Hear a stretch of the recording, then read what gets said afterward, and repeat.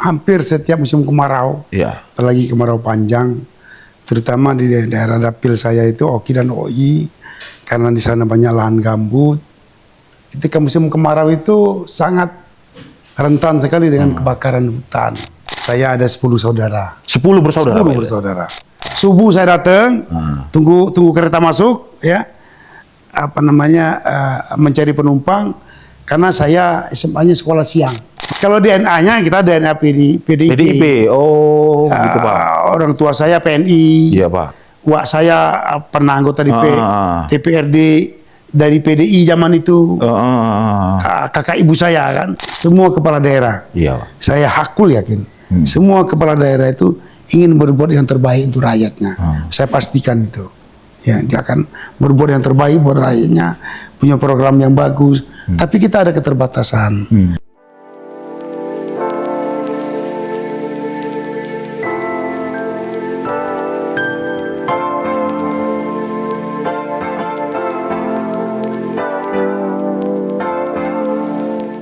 Assalamualaikum Pak Ilyas, apa kabarnya nih? Waalaikumsalam, kabar baik. Terima kasih sudah hadir di studio Sriwijaya Pos dan Tribun Sumsel Pak. Walaupun hari ini Palembang suasananya agak sendu-sendu ya Pak ya. Karena kabut asap ini belakangan kualitas udara makin berbahaya katanya Pak. Pak Ilyas, sebenarnya bagaimana nih ngelihat fenomena kabut asap yang terus berulang? Solusi atau apa mungkin seperti itu Pak? Ya, memang hampir setiap musim kemarau, apalagi kemarau panjang, terutama di daerah dapil saya itu Oki dan OI, karena di sana banyak lahan gambut.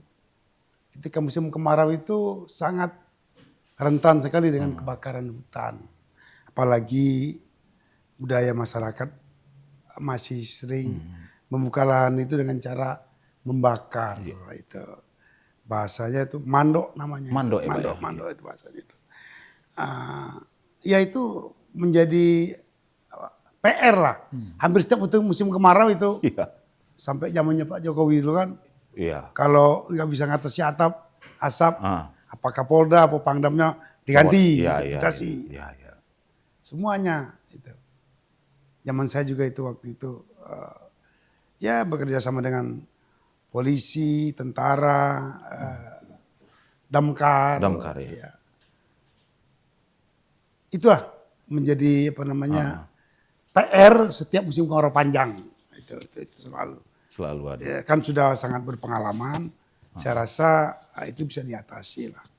Bisa diatasi ya Pak ya. Walaupun naga-naganya atau dugaan-dugaannya hujan ini bakal turun masih belum akan intens sampai 60 hari ke depan, Pak.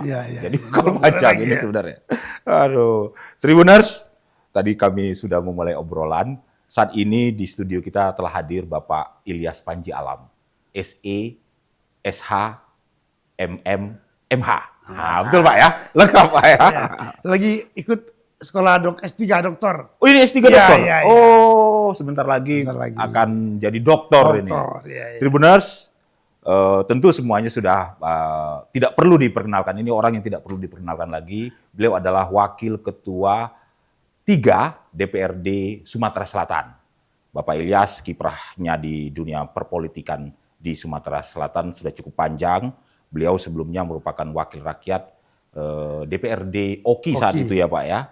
Tahun 99. Tahun 99. Sebelum kemudian setelah itu menjadi Wakil Bupati Ogan Ilir. Lantas pada 2017 sampai 2021 menjadi Bupati Ogan Ilir. Saat ini beliau adalah Wakil Ketua 3 DPRD Sumatera Selatan. Tribuners, selamat datang di acara Mimbar Kito. Ini acaranya Mimbar Kito Pak. Mimbar Kito ini merupakan podcast yang dihelat Tribun Sumsel dan Sriwijaya Pos untuk memberikan perspektif legislatif.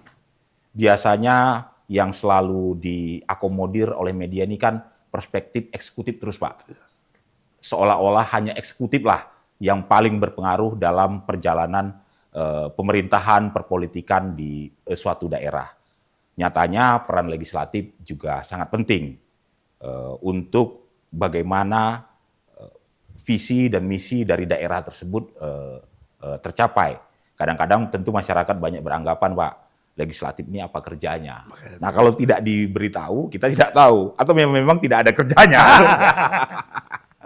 Pak Ilyas, sekali lagi saya ucapkan terima kasih ini di tengah kesibukan, di tengah Palembang, kota Palembang dan Sumsel sekitarnya sedang dilanda asap. Bukan hanya Palembang, Pak, bahkan Jambi lebih parah, Riau, Kalimantan, Presiden sudah sana sebelumnya. Pak Ilyas, sebelum kita masuk tentang kiprah saat ini sebagai Ketua Dewan, Wakil Ketua DPRD, saya ingin tahu nih, Tribuners di rumah juga ingin tahu nih Pak, perjalanan karir Bapak, baik karir dalam pekerjaan maupun dalam politik. Dengar-dengar Pak Ilyas ini bukan nepo. Nepo ini istilah untuk apa? Orang yang memang punya darah biru. Iya. Ya, tahu-tahu sudah jadi bupati, sudah jadi anggota dewan. Tapi Pak Ilyas ini memulai perjalanan panjangnya dari awal. Ya. Betul begitu Pak Ilyas? Betul. Atau memang darah biru Pak Ilyas ini? Oh enggak. Saya orang kebanyakan. Iya Pak. Saya ada 10 saudara. 10 bersaudara? 10 bersaudara. Meninggal, 2 sekarang meninggal. Yang pertama yang tertua meninggal, waktu masih muda, sakit. Yang terakhir ini yang nomor 9, baru saja meninggal. Jadi masih 8 saudara. 8 saudara Pak. Ketika orang tua saya meninggal, ayah, kami 9 saudara. Belum ada yang kerja. Saat itu ya? Saat itu. Meninggal. Yang tertua itu perempuan, baru mau tamat SMA, kelas 3. Saya posisi itu kelas 1 SMP. Adik saya masih 6 orang lagi. Kecil-kecil. Bapak nomor 3 ya Pak? Iya, jatuhnya nomor 3 kan. Dari nomor 4 meninggal 1 jadi nomor 3. Ya, dengan tanpa orang tua, ibu saya membesarkan anak 9 itu sendirian. Enggak bekerja ibu rumah tangga. Jadi kita jualan, sebelum berangkat sekolah, jual es, titip di warung, jual keripik, jual goma itu kan, yang isi gula merah itu. Jual PP, semacam-macam. Titip di warung, nanti pulang sekolah, laku berapa bisa diambil. Itulah. Yang ngerjain ya Ayu, kita juga, saya kadang-kadang beli ke pasar 16 itu, BKB sekarang dulu. Beli di situ. Beli ubi, kayu, beli pisang, di situ waktu itu. Jadi ibu yang buat atau bukan kita, Pak? Sama ibu, sama saudara-saudara perempuan Ayu. Saya juga kadang-kadang ikut. Ikut ngelipat. Ya gotong royong lah. Dengan itu kita bisa survive. Bisa sekolah. Karena waktu itu juga nggak begitu ini ya. Karena orang susah tuh banyak waktu itu. Jadi walaupun kita tanpa ayah dengan hidup seadanya, kita tidak begitu melankolis, sedih atau enggak. Biasa saja. Karena orang susah dulu banyak. Ya, yang punya televisi itu masih sedikit kan. Jadi enggak begitu berasa walaupun ditinggal orang tua. Lantas katanya sambil bekerja seperti itu Pak, sekolah sambil bekerja waktu itu. Apa-apa aja Pak yang dilakoni, pekerjaan yang dilakoni? Aduh, ya saya pernah jadi tukang semir. Tukang semir sepatu. Saya tukang jaga parkir di Taman Ria itu. Taman Ria ini daerah mana Pak? Yang PS sekarang. PS sekarang itu Taman Ria. Taman hiburan. Ya, Taman hiburan. Taman Ria, saya kalau malam saya jual spidol. Kalau siang itu saya cuci mobil, cuci motor kan. Cari duit. Itu dekat rumah ya Pak ya? Dekat rumah. Iya. Dekat rumah. Saya mencari uang itu bekerja sambil bermain. Namanya anak-anak kan. Dan saya termasuk anak yang banyak duit. Waktu sekolah itu. Karena saya orang dikasih orang tuanya 10 perak atau 25 perak. Saya bisa kantongin uang 100 perak zaman itu. Karena saya jualan. Nah, laku 1 itu bisa untung 25 perak. Kalau semalam bisa laku 4, saya bisa dapat keuntungan 100 perak. Pergi di pasar 16 belanja, malam jualan. Spidol, ya. Jualan spidol. Macam-macam pokoknya. Mencari duit, sambil bermain. Ya. Alhamdulillah, ya dengan kehidupan yang seperti itu, saya bisa memahami bagaimana orang susah itu seperti apa gitu. Sampai sarjana ya Pak di Palembang waktu itu? Sampai sarjana. Menginjak kelas 1 SMA, saya jadi sopir omprengan di Kertapati. Sampai saya tamat SMA. Omprengan ini bukan angkot ya Pak, taksi gelap. Taksi itu gelap. Ya? Oh, Taksi iya, gelap. iya. Subuh saya datang, tunggu kereta masuk, ya. Mencari penumpang, karena saya SMA-nya sekolah siang. Oh begitu. Oh, siang sekolahnya. Iya. Jadi sempat waktu malam sampai bisa tidur lagi pagi ya. Ya. Pak. Ya. Luar biasa. Lantas kemudian Bapak kabarnya saya ini sedang mencari benang merahnya sehingga akhirnya bisa terjun ke politik nih. Bapak sempat merantau ke Jakarta kan? Ya. Ceritanya seperti itu. Merantau ke Jakarta sampai bekerja ya di Jakarta ya Pak? Saya setelah tamat kuliah, ya, udah nggak tahan mau merantau tuh. Karena waktu itu kalau mau dapat pekerjaan yang bagus itu harus ke Jakarta. Di Palembang saat itu belum ada. Nggak ada terima perusahaan besar, nggak ada. Ya. Semua ada di Jakarta. Tahun 91 berbekal uang 100.000, saya berangkat ke Jakarta, naik kereta, bayar pucuk. Jadi enggak beli tikar sini enggak. Iya. Duduk di peron. Sekarang nggak bisa lagi loh Pak. Sekarang nggak bisa lagi. Iya. Ya. Bayar di situ waktu itu mungkin sekitar 3.000, 4.000 lah. Saya dibekali orang tua saya telur rebus, pakai plastik aso itu, sama nasi putih, ada sambal teri. Ini buat bekal kamu ke Jakarta. Wah,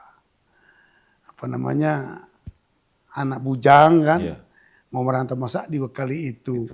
Mau dibuang gimana ini kan. Titipan ibu ya Titipan Pak, ya. ibu. Tapi alhamdulillah sampai saya ke Jakarta itu habis. Saya nggak belanja lagi. Dengan makan itu sampai kenyang sampai ke Jakarta. Cari teman, saudara, numpang nginep ya seminggu lah. Seminggu saya dapat kerja. Langsung dapat kerja, jadi salesman. Iya. Kalau salesman kan gampang. Iya. Saya bisa jadi salesman waktu itu, diterima. Yang sarjana cuma saya, yang lain nggak ada yang sarjana waktu itu diterima itu. Jual macam-macam. Apa saja itu Pak? Ada microwave, pernah juga jual teflon ya, kayak kuali itu. Kuali, iya. Saya juga pernah demo di DPR RI. Demo masak. Wah, dulu jagoan, ngomong 2 jam tuh bisa tuh. Emang jago Pak? Jago ngomong sales ya, Pak, ya? terlatih. Iya. Dengan ibu-ibu Dharma Wanita, ibu-ibu istri anggota dewan, banyak waktu itu aku, ya, nggak terbayang saya demo di situ, dan sekarang ini kan bisa masuk ke sana, teman-teman banyak kan, saya pernah demo di sini, pernah jualan di situ. Iya, pernah juga, salesman keliling ke rumah-rumah juga pernah, seperti Bintaro, Pulau Mas. Jadi kan. sales door to door. Door to door pernah. Itu saja Pak. Di Jakarta saat itu pekerjaannya apa lagi Pak? Pindah-pindah. Kalau seorang salesman itu dia gampang bekerja lah. Oke. Kalau bosan di sini mau kerja di tempat lain gampang sekali. Malah kita ditawarin ya. Kalau ketemu udah ikut saya aja. Salary lebih tinggi, komisi lebih besar.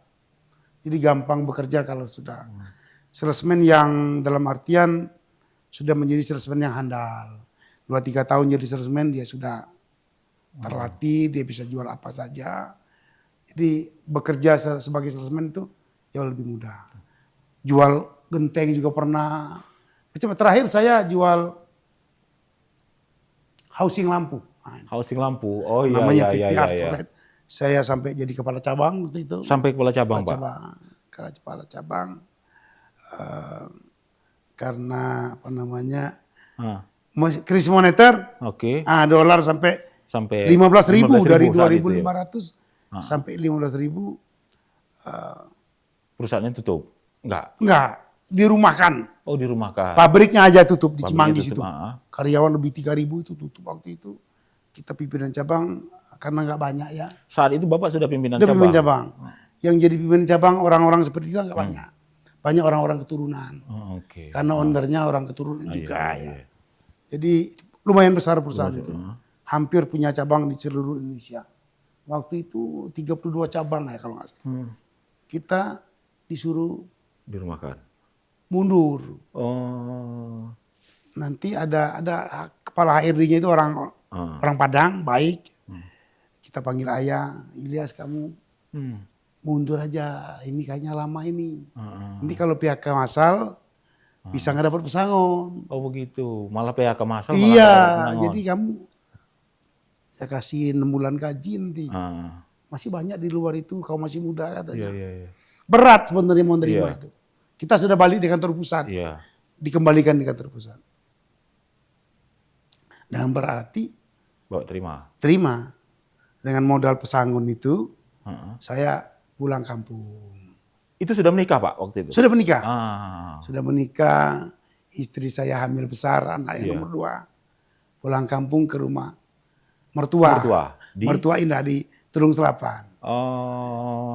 Di sana saya ikut kegiatan masyarakat di sana. Ikut partai.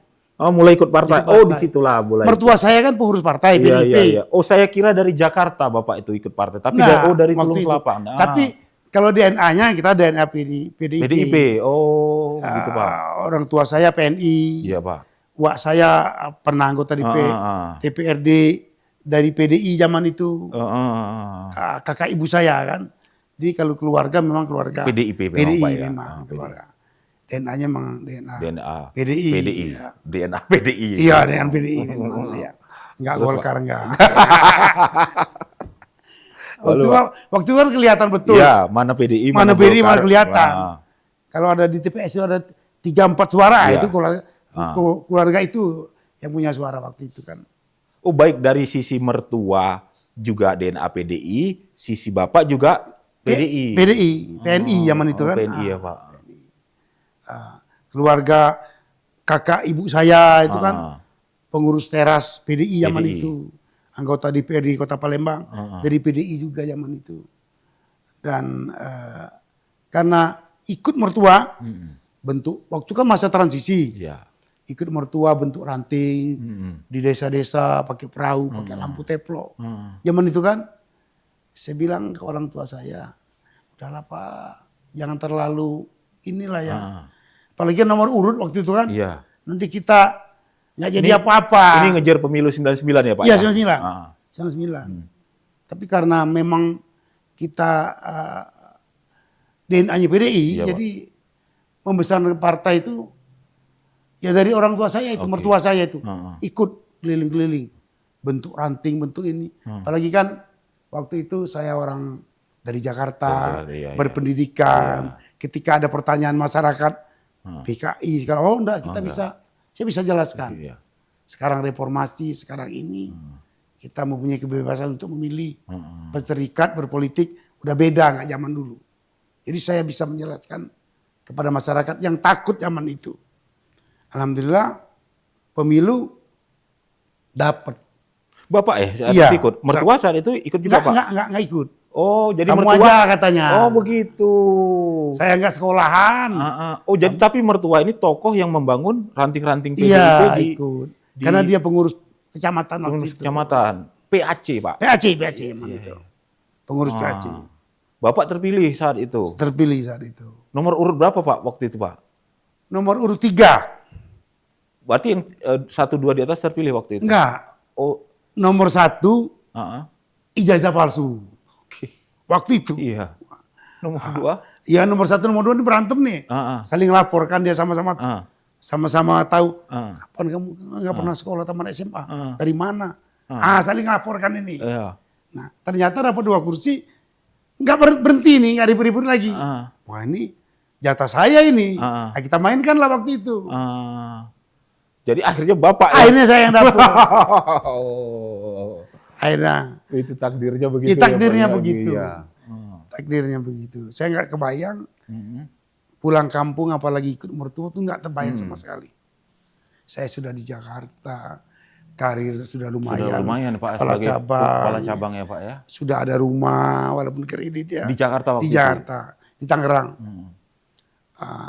Sudah punya anak, mau anak kedua istri ya. Jadi apa namanya, kadang-kadang menurut kita tidak baik ya. Mungkin itu menurut Allah itulah yang terbaik.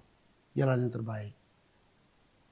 Waktu itu PHK itu, waduh, berat gimana? Sekali, Pak, ya. Berat sekali. Itu. Hanya 6 bulan gaji waktu itu. Oh iya, Pak, ya. lumayan lah waktu itu. Saya punya gaji hampir 2 juta waktu itu. Saat itu ya Pak itu, ya. Besar itu.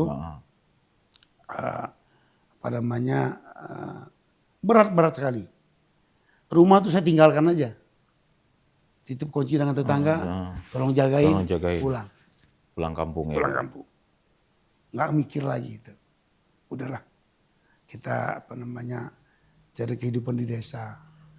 Di desa itu nggak enak lah. Orang pada pendidikan sarjana dari Jakarta. Pulang kampung. Ikut mertua. Ikut mertua lagi kan. Iya. Alhamdulillah mertua saya baik. Mertua saya sangat sayang sama saya. Apa namanya, dan dialah yang membuka jalan. Walaupun semulanya saya udahlah. Nggak mau Bapak tuh ya? Iya, kita kan kecamatan, belum orang kabupaten, belum orang provinsi, kan mungkin dapet lah. Nggak mungkin nomor cantik, nomor 1, nomor A, nggak mungkin. Jadi ikut partai itu karena DNA tadi. Iya. Karena memang keluarga udah PDI, ya udah ikut aja itu. Mungkin karena bantu mertua, jenengan yang soleh. Itulah ganjarannya barangkali ya. Pak Ilyas, 99 sampai 2004 ya Pak ya? Iya 2004. Setelah itu? 3 kali. Tiga periode Bapak itu ya? Jadi 3 periode sebagai anggota DPRD Kabupaten Oki. Lantas baru kemudian tahun 2016 ya Pak ya? 2014 itu? 2014. Wakil Bupati tahun berapa Pak? 2016. 2016 ya Pak ya. Waktu pemilu itu saya nyalon di provinsi. Ya. Istri saya nyalon kabupaten, dapil saya. Adik saya nyalon RI. Oke. Pak Gunhar, mereka berdua menang, Pak Gunhar. Pak Gunhar DPR RI. Istri saya DPRD kabupaten. Saya nggak terpilih. Bapak terpilih. Waktu itu Sumsel Bapak. Iya. Tahun berapa itu Pak? 2014? 2015 barangkali. Oh iya. Yang di luar dugaan saya. Di luar dugaan. Yang Pak Gunhar ini sebelumnya belum pernah mencalonkan ya Pak ya? Dia anggota DPRD Kabupaten OI. Iya. Dia lompat ke DPR RI langsung. Iya. Punya nyali dia langsung. Beliau terpilih, Bapak tidak terpilih. Saya nggak terpilih. Waduh ini. Istri saya bilang, jangan khawatir, yakinlah. Allah akan memberi yang lebih besar. Iya. Karena masih banyak orang yang butuh kita. Saudara-saudara kan sedih. Ya. Bisa apa Ibu Meli ini? Jadi anggota dewan kan. Ya nikmatin aja. Ya. Waktu itu kan ada pencalonan kepala daerah. Kita nyalon berpasangan dengan anaknya Pak Muwardi dan anak pertamanya kita terpilih. Terpilih saat itu ya Pak ya. Itu. Karena sesuatu hal ya. Kemudian Bapak saya naik jadi bupati. Pak. Bupati berarti Bapak efektifnya itu 2017 ya Pak ya. Sebagai bupati ya? Iya, sebagai PLT itu 2016 ya sudah. 1 bulan itu, cuma 1 bulan itu.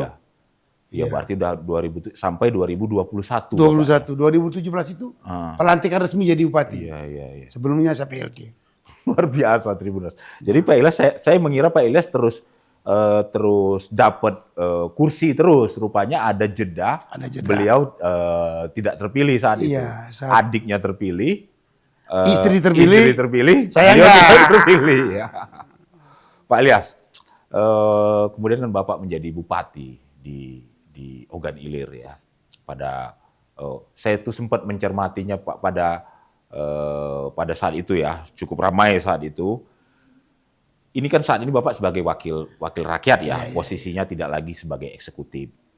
Mungkin ada tidak Bapak hal-hal yang mungkin program-program yang harusnya bisa jalan, atau beginilah, bagaimana Bapak melihat OI saat ini Pak? Iya, kalau jadi eksekutif dengan legislatif itu memang beda. Kalau kita sebagai kepala daerah, kita punya otoritas, punya Ya. kewenangan. Dengan pena kita bisa memutuskan ya suatu program untuk masyarakat. Seperti saya waktu jadi bupati, satu desa, satu dinia. Satu desa satu? Dinia, jadi sekolah apa Iya, namanya, sekolah agama. Saya wajibkan setiap desa itu. Terus bantuan-bantuan kepada masyarakat, ya program-program pemerintah itu bisa sampai. Kalau di legislatif, kita kan ada 3. Buat perda, legislasi, Iya, anggaran ya, budgeting, sama kontrol pengawasan. Hanya 3 fungsi itu. Iya. Itu pun kita rame-rame Iya. bersama. Nah, tapi yang lebih menonjol itu fungsi pengawasan. Kalau fungsi anggaran kan bersama-sama dengan pihak eksekutif. Kalau fungsi pengawasan kita mengawasi kinerja pemerintah daerah. Apakah sudah berjalan sesuai peraturan perundang-undangan. Itu aja bedanya. Kalau saat ini sudah sesuai apa belum, Pak? Ya kalau secara ini udah sesuai sih. Ya. Tapi masih banyak masyarakat yang masih tidak puas. Apalagi terhadap anggota dewan. Karena masyarakat itu lebih banyak berpikir selaku wakil rakyat bisa semua. Bisa semua. Ya. Padahal tidak. Ada 3 fungsi itu. Iya. Tetapi kita punya konstituen yang harus kita rawat. Seperti kalau mereka sakit, bantu ya macam-macam lah. Ya, kita jaga konstituen itu sehingga apa kebutuhan mereka ya terpaksa kita urusi. Kita penuhi. Ada yang sakit, ada yang meninggal, macam-macam. Butuh biaya sekolah butuh ya, biaya Pak, ya. Sedapat mungkin kita tetap harus diakomodir ya, Pak. akomodir. Ya. Kalau OI saat ini, Pak, menurut Bapak, apalah yang masih mengganjel kira-kira untuk Kabupaten OI sendiri, Ogan Ilir sendiri? Ogan Ilir. Dulu waktu zaman saya, iya, Pak. Periode pertama kan selesai. Waktu periode kedua saya punya program transformasi pertanian. Iya. Karena saya anggap ini saya punya program itu setelah saya melakukan talk show ya, bertemu dengan masyarakat setiap Jumat waktu itu. Dari pagi sampai selesai sholat Jumat. Ya, makan bersama, ketemu masyarakat langsung, apa saja. Mereka bisa berkeluh kesah dengan bupati. Hampir 90% masyarakat yang datang itu minta bantu, minta tolong. Anak sekolah, nggak punya uang, segala macam. Kalau kita kasih uang 200.000, 300.000, tidak ada manfaatnya habis. Mereka bukan orang pemalas. Ya, mereka pekerja keras, tapi tidak mampu memenuhi kebutuhan rumah tangganya. Sehingga saya pikir saya akan memanfaatkan lahan yang ada di desa itu kan banyak. Banyak lahan tidur. Dengan transformasi pertanian, masyarakat saja bertani. Program saya waktu itu, tapi nggak kesampaian. Bertani apa saja, asal jangan tanaman-tanaman keras. Kita palawija, 3 bulan, 6 bulan panen. Lemparnya ke pasar Jakabari kan. Ya. Itu. Perikanan kan, tambak itu maksudnya waktu itu. Tapi nggak kesampaian. Termasuk untuk mengatasi asap itu. Katanya Bapak punya. Iya, saya dulu berpikir saya akan bikin kanal-kanal. Kanal ya, Pak. Di pinggir tol itu kan, sepanjang itu kita bikin kanal. Kita kasih ikan mujair ya, yang lebih mudah itu. Kalau terjadi asap, bisa ambil air di situ. Airnya bisa ambil dari situ ya. Melalui kanal-kanal itu. Dan untuk mencegah kebakaran hutan lebih luas. Saat ini memang titik api ini banyak di Ogan Ilir, Pak. Oki dan OI itu paling banyak sekali. Karena di sana banyak lahan gambut. Lahan gambut kan mudah sekali terbakar. Kadang-kadang apinya sudah habis, di dalam masih itu. Lahan gambut itu. Tidak sempat terlaksana, Pak, ide itu kemarin? Tidak terlaksana. Belum sempat terlaksana ya? Iya, hanya dalam program saja. Sebetulnya itu kalau bisa dilaksanakan bagus sekali itu. Karena memang beberapa studi dan kajian kanalisasi ini salah satu memang yang harusnya bisa untuk mencegah kebakaran lahan. Dan kalau ada kebakaran lahan bisa cepat diatasi. Bisa diatasi. Dan kanal itu dikasih ikan juga. Ya, itu tadi ada nilai ekonomisnya. Nilai ekonomisnya ikan mujair kan. Iya, iya. Dan masyarakat juga saya ajak bertani nantinya. Betul. Dia punya lahan tidur yang ada di desa. Kita petakan. Nanti daerah ini, oh ini nanam apa? Singkong. Oh yang ini nanam sayur-sayuran kan. Nah, begitu. Itu rencana saya. Yang buka lahan nanti pemerintah. Betul. Yang buka lahan pemerintah. Buka lahan pemerintah, kita kasih bibit. Masyarakat tinggal bertani saja. Mengelolanya. Nanti hasilnya lempar aja ke Bari. Hasil pertanian perikanan kan banyak. Mudah lah terserap ya Pak ya. Itu cita-cita tapi tidak sempat, nggak kesampaian. Soal infrastruktur Pak, saat ini kan sering jadi masalah infrastruktur di Ogan Ilir Pak. Kalau menurut Bapak bagaimana nih Pak saat ini Pak? Gimana ya? Ogan Ilir itu APBD-nya berapa? Ya, biaya belanja pegawainya berapa? Apalagi sekarang kan pemotongan. Kalau di provinsi itu tahun lalu hampir 2 triliun. Ini hampir 1,3 2026 ini. 2026 ini. Ya, kan banyak sekali. Dan terakhir pemerintah pusat rekomendasinya bayar dulu utang-utang yang kurang bayar kemarin. Baru bisa belanja. Bisa belanja lagi. Ya. Jadi harus menyelesaikan utang-utang yang itu tunda bayar kemarin. Artinya yang transferan sekarang ini cuma untuk bayar tunda bayar. Mungkin masih ada sisa sedikit. Itu bukan hanya Sumatera Selatan ya, seluruh Indonesia. Saat ini memang alhasil pun susah membangun memang. infrastruktur ya Pak ya. Iya, kita jangankan daerah-daerah yang seperti Ogan Ilir, APBD-nya nggak seberapa. Memang sulit untuk membangun pada masa-masa sekarang. Masa-masa sekarang.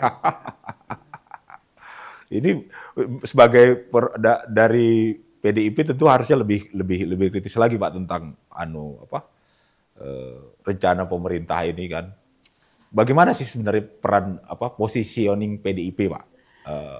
PDIP ini perintah Ibu Ketua Umum sebagai partai penyeimbang. Penyeimbang ya Pak ya. Iya. Ketika program pemerintah itu berpihak kepada rakyat, kita akan support. Tapi ketika program itu tidak berpihak kepada rakyat, kita akan kritisi. Kita akan berikan solusi sehingga pemerintah itu berjalan dengan baik. Kalau kata Ibu bukan oposisi. Bukan oposisi ya. Berapa kali dibilang ini bukan oposisi. Jadi penyeimbang ya penyeimbang. Pak. Ketika pemerintah itu bekerja dengan baik kita dukung. Tapi ketika pemerintah itu tidak berpihak kepada rakyat, tentu kita akan kritisi dan memberikan solusi seperti apa gitu. Pak, tentu karena kiprah Bapak sebelumnya sebagai anggota DPRD di OKI yang sampai 3 periode, tentu tidak ada masalah lah dengan saat ini sebagai Wakil Ketua DPRD Sumsel. Hanya saja saya ingin tahu Pak, apa sih bedanya Pak saat Bapak menjabat sebagai Bupati, saat Bapak menjabat sebagai legislatif? Sempet jet lag nggak Pak? Sempet dulu Bupati? Enggak juga. Syukur Alhamdulillah selama jadi Bupati selamat. Iya. Selamat dalam arti kata tidak ada masalah hukum ya. Karena sebagai seorang Bupati itu sangat rentan sekali. Rentan sekali ya Pak ya. Begitu banyak kepala daerah yang tertangkap masuk gitu kan. Kadang-kadang gimana ya, susah kita menjelaskan itu. Iya, selamat alhamdulillah. Selamat saja alhamdulillah. Alhamdulillah, rawan sekali itu. Gak bisa saya jelaskan. Tapi dengan jadi wakil rakyat kembali dan di provinsi agak lebih rileks gitu. Berarti lebih tenang jadi wakil rakyat. Iya, lebih tenang jadi wakil rakyat. Artinya Bapak lebih happy sekarang? Lebih happy. Ya. Kita selama jadi kepala daerah, kita kan nggak tahu. Iya Pak. Iya. Kita hanya kebijakan di bawah dilaksanakan oleh para kepala dinas. Kita tidak begitu tahu seperti apa. Tidak begitu detail seperti apa kerja kepala tadi, OPD kita itu. Sehingga rawan terjadi korupsi. Ya ujung-ujungnya kan Kita yang tetap kena. kepala daerah juga yang Iya. akan dimintai pertanggungjawaban. Itu yang kita takutkan itu. Alhamdulillah selamat. Ya, nggak ada masalah hukum. Saya ingat dulu Pak, 2021 itu pilkadanya seru Ogan Ilir Pak. Bapak sempat dicoret waktu itu kan Pak. Ya. Sempat dicoret, lantas Bapak gugat, akhirnya kembali ya Pak. Kembali waktu ya. itu. Itu bagaimana itu Pak? Waktu Itu ya namanya dunia politik. Dunia politik ya Pak ya. Itu dengan sempat dicoret itu besar sekali pengaruhnya. Besar pada pendukung saya. Tidak yakin saya bisa mencalonkan kembali. Akhirnya itu demoralisasi pasukan ya Pak ya. Selanjutnya saya juga tidak begitu ngotot sekali enggak. Di 2021 itu Pak? Iya, enggak. Tidak harus menang. Saya enggak ngotot. Kalau saya jadi lagi, alhamdulillah. Akan saya emban amanah ini dengan program transformasi pertanian. Iya. Banyak juga yang ngomong Pak, transformasi pertanian nggak ada duitnya ini Pak, biarin aja saya bilang. Kita periode ini kita bekerja untuk rakyat lah. Semua kita bantu untuk rakyat. Untuk membangun Ogan Ilir melalui program pertanian di semua desa. Waktu itu cita-cita saya. Dengan seperti itu saya yakin masyarakat Ogan Ilir akan sejahtera. Ya. Semua kita bantu alat berat, lahan, bibit, cukup waktu itu. Perhitungan saya. Perhitungan saya itu. Bisa dilaksanakan. Iya bisa dilaksanakan. Tapi saya gagal. Itulah pilihan rakyat. Kita harus akui. Saya tidak sedih. Ya udahlah. Alhamdulillah selamat lah. Takut waktu itu Pak. Iya. Takut ya Pak. Takut kita. Iya. Takut. Lantas 2024 nggak ikut mencalonkan waktu itu Pak ya? 2024. Enggak. Yang terakhir ini Yang Pak terakhir ya? enggak. Atau memang udah anu? Enggak Semangat masih ada nggak nih Pak? Kalau untuk di eksekutif kayaknya enggak deh. Jadi Bapak memang lebih ke legislatif. Lebih. Umur juga kan. Saat ini berapa usia Pak? 60 tahun. Oh, jadi Bapak lebih mungkin di legislatif DPR RI. Iya, DPR RI mungkin salah. Oke. Itulah Pak Ilyas Tribuners. Yang penting selamat katanya tadi. Eksekutif. Nah, kalau begitu kita lebih dalam lagi tentang kerja-kerja di legislatif saat ini. Saat ini agenda DPRD Sumsel ini pada tahapan apa Pak? Ya, kerja kita padat sekali. Iya ada 3 ya kerja DPRD itu. Legislasi, penganggaran, sama kontrol. Yang lebih banyak itu masalah kontrolnya. Kontrol kita turun ke bawah, menyerap aspirasi masyarakat. Menyerap aspirasi masyarakat itu apa keluhan masyarakat itu? Kalau saya keliling ini di Sumatera Selatan, yang paling banyak itu infrastruktur. Infrastruktur ya Pak ya. Sudah benar, Bapak Gubernur lebih condong ke pembangunan infrastruktur jalan gitu. Memang masih banyak.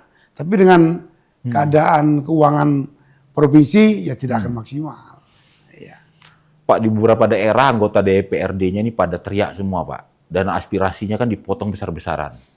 Kalau di Sumsel sendiri gimana Pak? Enggak. Aspirasi itu ada. Ketika kita reses kan ada aspirasi masyarakat ingin membangun apa gitu kan. Diusulkan bentuk proposal, kita sampaikan nanti. Oh begitu. Kepada pihak eksekutif. Ya. Sistemnya di Sumsel seperti itu seperti ya Pak itu. Ya? Oh bukan dianggarkan sejak awal begitu ya Pak ya? Enggak. Dalam bentuk dana aspirasi ya? Enggak, disampaikan dulu. Disampaikan yang mana yang lebih penting. Nah pada saat pembahasan anggaran, baru kita sampaikan. Yang kemarin itu. Iya. Dengan anggaran yang seperti ini sekarang, suara-suara dari dapil, keinginan-keinginan dari konstituen itu bagaimana Pak? Terakomodir atau enggak? Ya ada yang terakomodir, ada juga yang enggak ya. Kalau untuk jalan-jalan koneksitas antar kabupaten ya, Pak Gubernur itu sangat ini sekali, sangat perhatian sekali, menginginkan antar daerah itu bisa ketemu. kabupaten satu dan kabupaten yang lainnya. Tapi kembali lagi, semenjak saya jadi anggota DPRD periode ini, ya kita keuangan pemerintah berat sekali ya Pak? Berat memang.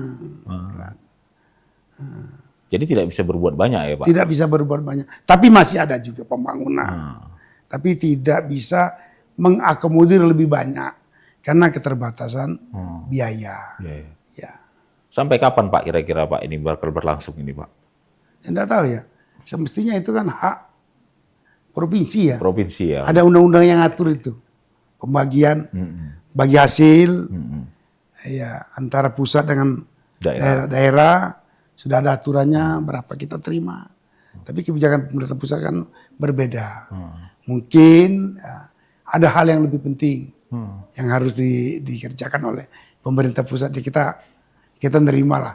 Walaupun ada riak-riak kecil, protes-protes sedikit kan biasa itu. Pak Ilyas ini betul-betul berfungsi sebagai penyeimbang ini.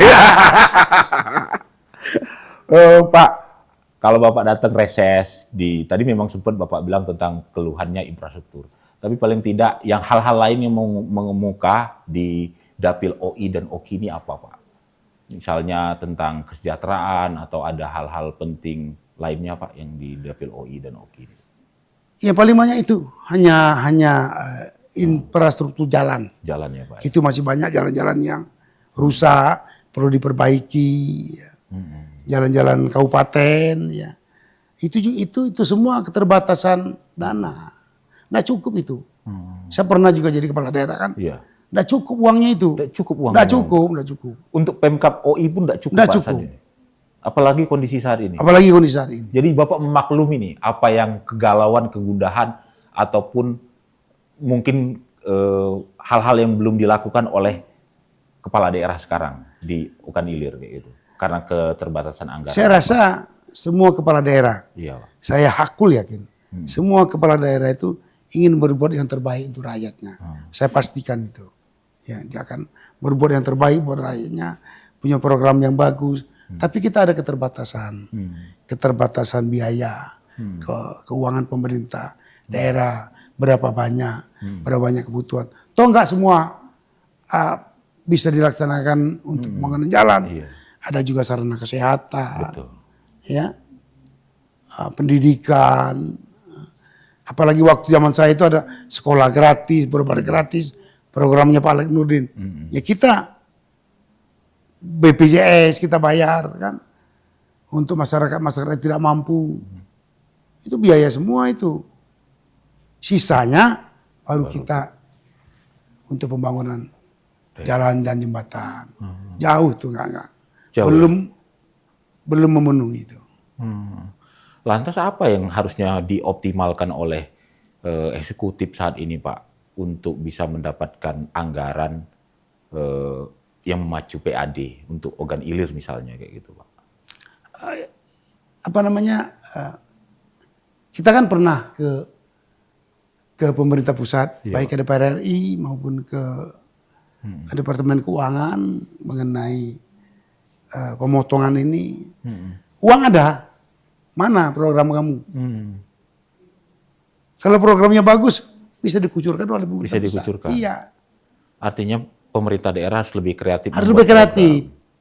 Yang saat ini kreatif nggak? Saya yakin waktu itu, kalau program saya transformasi pertanian berjalan, banyak mengalir ke Ogan Ilir itu. Iya.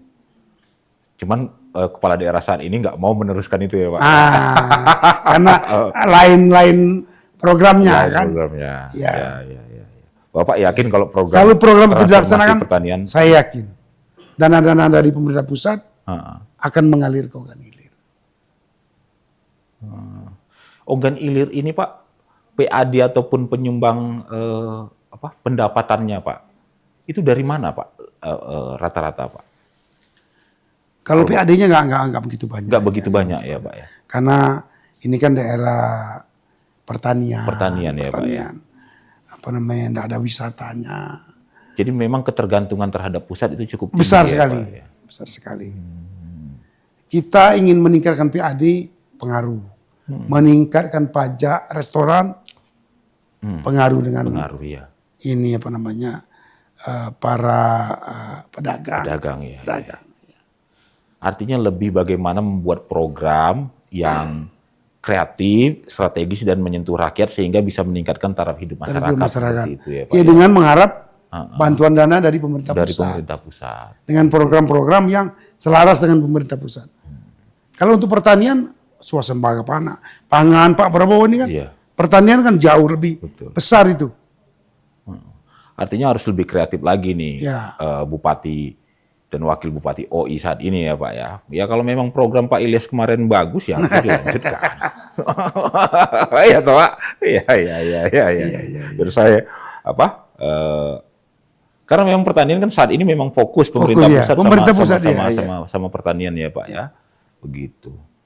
Pak Ilyas, saya lihat nih kayaknya menurun ini jiwa politik Bapak ke anak nih ya Pak ya. Anak sebagai anggota DPD RI ya Pak ya. Memang nanti akan terus di DPD RI apa ada rencana mau pindah jadi legislatif dari senator jadi legislator gitu Pak? Ceritanya anak saya itu, saya mendidik anak itu tidak memaksakan. Maunya dia apa? Kita hanya membimbing dari belakang. Ketika tamat sekolah pun saya hanya mengarahkan. Bu Senator ini anak pertama ya Pak? Anak pertama.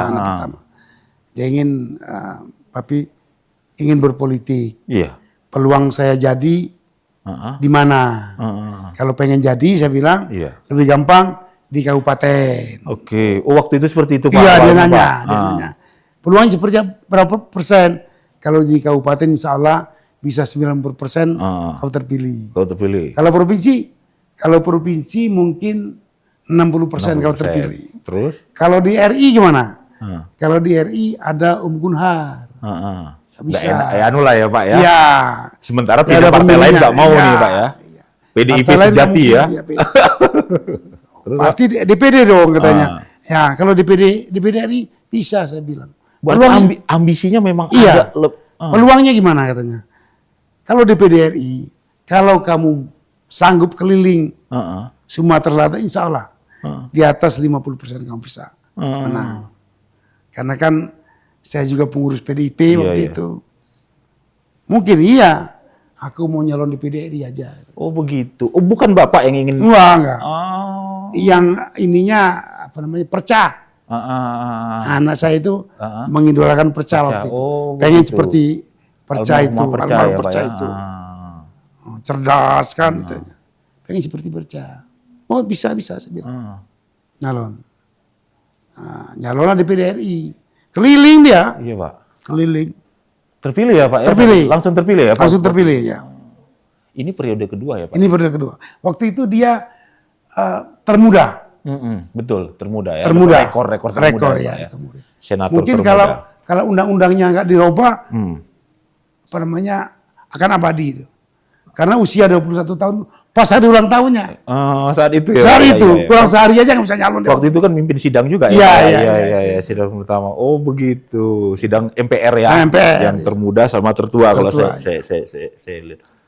Oh jadi, waktu itu kalau 90% pasti terpilih kalau mau DPRD OI saja. Oh iya, kan kabupaten, bapaknya bupati ya.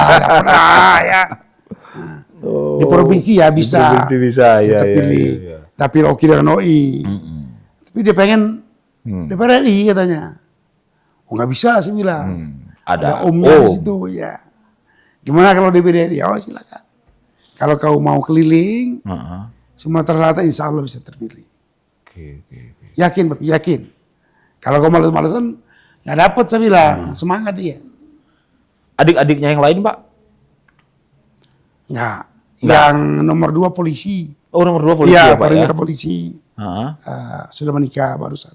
Yang nomor 3 notaris. Baru lulus dari UI, laki-laki. Laki-laki ya Pak? Iya. UI Pak? UI. Nomor 4 Pak? Enggak, 3. Oh 3 ya Pak ya? Oh Pak Ilyas 3 ya? 3. 2 perempuan, 1 laki-laki. 2 perempuan, 1 laki-laki. Yang terakhir laki-laki Pak? Terakhir laki-laki. Notaris UI ya Pak ya? S1-nya UI, S2-nya notaris UI juga. Kembali ke sini Pak, notaris di Palembang? Di Jakarta mungkin. Karena dia Anak-anak saya di Jakarta semua. Nggak tertarik sama sekali sama politik, Pak? Yang Tertarik nomor juga. 3. Dikit-dikit lah ya, Pak. Dikit-dikit, ya. Apalagi laki-laki nih, kan, Iya, Pak? laki-laki. Maunya DPR RI.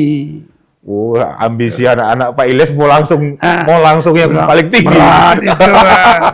Cari uang dulu. Cari uang dulu ya, Pak ya. DPR RI tentu lebih berat ya, Pak. Dan nggak mau pindah partai, Pak? Enggak. PDIP terus PDIP aja? terus. Memang kita DNA-nya PDIP. Nah, DNA-nya PDIP, Pak. ya. Merah berarti DNA-nya gitu, ya. Pak ya. Tribuners, Pak Ilyas luar biasa sekali nih. Obrolan dari bagaimana perjalanan karir Pak Ilyas, lantas tentang kiprahnya sebagai bupati, dan tadi walaupun Pak Ilyas nggak secara gamblang-gamblang, malah saya yang meng-highlight apa kurangnya kepemimpinan OI saat ini. Itu ya hal-hal baiknya memang gitu, hal-hal yang baik, bukan gara-gara ini legasinya si A terus tidak mau diteruskan ya Pak ya. Kalau memang baik ya harusnya dilanjutkan. Tentang masalah eksekutif yang disadari oleh Pak Ilyas sebagai legislatif, melihat bahwa keterbatasan anggaran saat ini dari pemerintah daerah sehingga menghambat proses pembangunan. Karena memang memprioritaskan kesejahteraan masyarakat dulu, subsidi baru bicara pada pembangunan infrastruktur, sarana dan prasarana. Tapi yakin ya Pak ya, ini situasi yang sulit ini bakal keluar dari situasi ini. Betul. Itulah tadi Tribuners, obrolan kita edisi perdana Mimbar Kita bersama Wakil Ketua DPRD Provinsi Sumatera Selatan Bapak Ilyas Panji. Alam tetap bersama kami dan saksikan lagi edisi selanjutnya dari Mimbar Kita di channel Tribun Sumsel dan Sriwijaya Pos. Terima kasih Pak Ilyas. Terima kasih sama-sama. Salam sehat dan semoga makin jaya terus Pak. Amin. Amin.